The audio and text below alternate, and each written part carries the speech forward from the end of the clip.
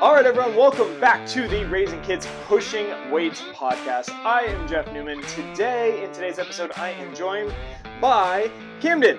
Yes, she doesn't get to pop into these videos much, so I'm watching her today. So she's joining in. Camden's now 5 months old, which is pretty damn crazy, and she's doing great. As you can see, she's our little chunk. She's awesome. She's happy. She's a very happy baby. But as with any 5-month-old, I'm sorry if she starts crying during this episode. So today, I'm going to dive into 5 takeaways that I have from our 21-day challenge that we just finished up this past week and how they can apply to anyone's life, and more specifically, especially if you are a mom or a dad, because we had a ton of moms and dads on this challenge who saw great results, who told me after the challenge they feel better, they have better habits, and these were 5 of the main takeaways from the challenge that I noticed had the biggest impact, okay? So let's just dive right into it. All right, so here we go. For those who aren't more familiar with the 21-day challenge, what we did is over 3 weeks, we had a point system. You earned points for eating clean, which basically meant getting rid of processed foods and added sugars. You earned a point for days that you worked out. Your workout could be whatever you wanted to do, going for a run, doing strength training, or whatever it is.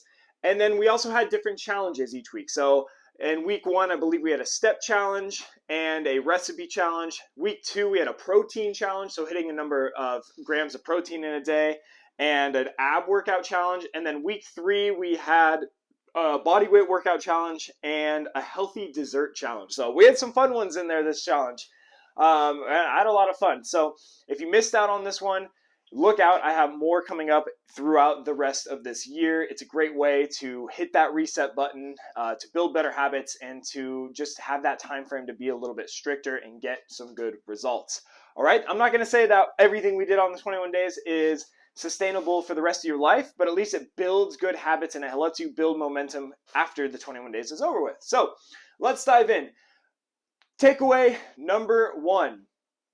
Cutting out processed foods and added sugars had so many health benefits. Now, obviously, this is an obvious one, but I can speak for myself that it's very easy to let certain foods that might not be the best for you slide into your diet. As a parent, it's one of the big ones is like kids' snacks, whether that's like chicken nuggets or some other quick food that you made for them, or some pasta or whatever it is. It's so easy if they didn't finish their meal, or if they didn't finish their snack, or if there's a little bit left over, to just be like, it's only 1 or 2 bites, and then you eat it instead. You know, this challenge really made you hyper aware of those situations that you get yourself into where you might be taking in some of these foods. And yes, 1 or 2 bites here or there isn't a big deal, but if you start to realize it over and over again, you're doing that multiple times a day, then those calories can start adding up and have an impact on your weight loss. So having this 21-day challenge and cutting out the processed foods and being stricter and be like, no, I'm not going to have that snack food that is sitting there in a kid's bowl staring me in the face. I'm not going to do it, and you get rid of it instead. It just makes you more aware of how many situations you actually come across in your day where those things actually do come up. All right, so that's number 1. Cutting out processed foods and added sugars has a lot of health benefits, and just having this time frame of 21 days makes you more aware of how many instances come across in your day. Because yes, again, I know so many people who think, including myself, who think like, I really don't eat that bad. But then when you're really hyper aware for 21 days, you're like, holy crap, there's a lot of instances where I just have like a bite or 2 here or there of these things, but these things just keep adding up through the day. All right, so that's number 1. Number 2, we need to add more movement into our daily lives. This is another obvious one, but it doesn't even have to come through workouts. It can come from things just like getting steps. One of the challenges that we did was getting 10,000 steps in a day for one of the weeks, for the first week, and it was pretty tough. I'm not gonna lie, even for myself. I get a lot of steps throughout the day, but to really track it and make sure I hit that 10K, I actually had to put in that time and effort and carve out that time in my day to make sure that I did hit that 10,000 steps in the day. And yeah, it was a good one. Let's see. Oh yeah, it just made you more aware. Sorry, I've got some notes over here. It just made you more aware of like, I need to take the time to carve out 10 to 20 minutes in the morning or the afternoon or the evening to make sure I get my walk in. And realistically, 10 to 20 minutes is not going to screw up your schedule. It's not going to interfere with a lot of things. So do it, carve it out, get it done. So that's number 2, add more movement in, whether that's workouts or even just through walks. Number 3, eating high protein has so many benefits. Now, I talk a lot about eating high protein. I'm actually really good at this one, but one of the challenges we had in the 21 days was to eat 0.7 grams of protein per pound of body weight for the day, which research shows that's how you're going to get the full effect. And protein has a lot of benefits like repairing cells, repairing your muscles. It actually can help with the immune system and a lot of other body functions that we don't think about besides just like getting super big and building a bunch of muscle. So that's a pretty tough goal for most people to hit if you're not used to eating high protein. So it was pretty fun to work with people on finding some more high protein options that they can put into their daily life. Now, other benefits from eating high protein, protein is super satiating. It's not an easy thing to overeat. You're not going to overeat on chicken. You're going to overeat on things like butter and fatty sauces and carbohydrates and rice and things like that. Those are the easy things to overeat on. Chicken and beef really isn't. So I think that's prioritizing this, especially if you're like a mom or dad. If you can just make sure that there's a protein at each of your meals and snacks, it's going to go a long way for yourself if you are someone who wants to lose weight, build muscle, and just improve your health. All right, so that's number 3. Eating high protein has so many benefits. Number 4, this one's a good one. And this was a main part in the challenge. It's being able to make quick and easy meals is the key to sustainability.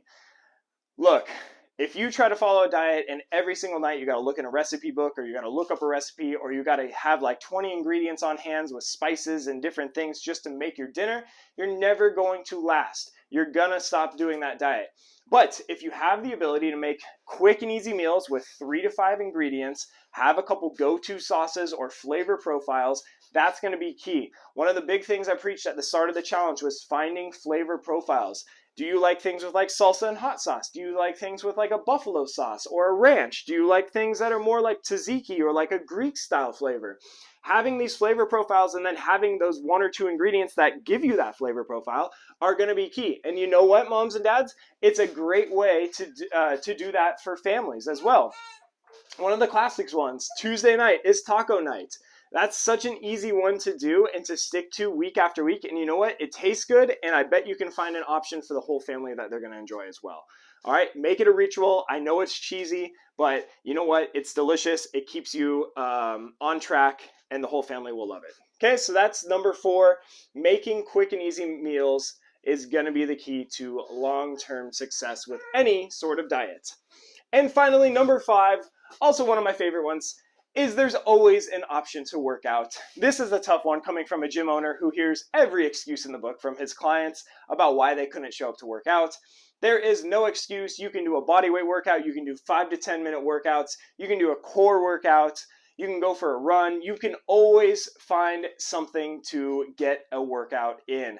One of the challenges we had in week 3 was a bodyweight circuit that people got to do daily. It took about 5 to 10 minutes for most people, really like 5 to 7 minutes for most people. That's all you need to do. And you know what? You broke a little sweat. You felt better afterwards. And in the challenge, you earned points. So do not make the excuse that you can't work out. There is always an option to do a workout, whether that's using body weight movements or actual weights. All right.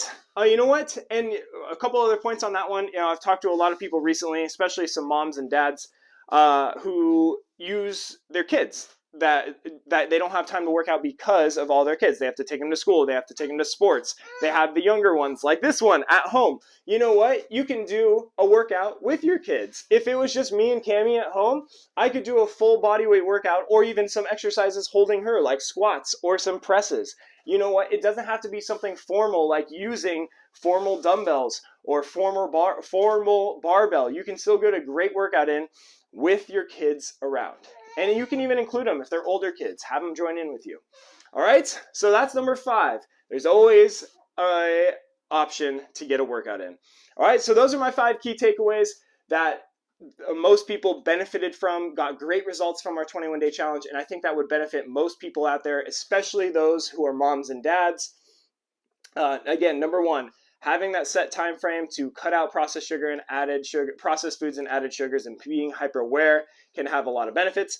Number 2, add in more movement, whether it's daily walks, carving out that 10 to 20 minutes in your schedule. Number 3, eating high protein has a ton of benefits. Yeah. Number 4, being able to make quick and easy meals is the key to sustainability. And number 5 is there's always an option to work out. All right, I hope you've enjoyed this. I hope that these can benefit you. If you like this episode, please like it and share it with someone who might benefit from this as well. And I'm going to get this baby some milk. So from me and Cammie, we are signing off for this episode. Thanks for hanging in there. Thanks for listening to us. And I will see you for the next episode.